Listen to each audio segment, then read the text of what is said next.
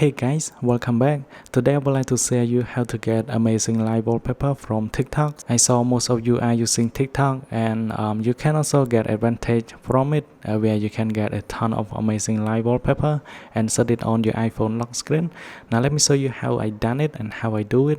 So first you're gonna go into the home page of TikTok, then you're gonna go into the search bar and you're gonna search for live wallpaper right here. Now after that you need to scroll down a bit and you're gonna find the hashtag called live wallpapers.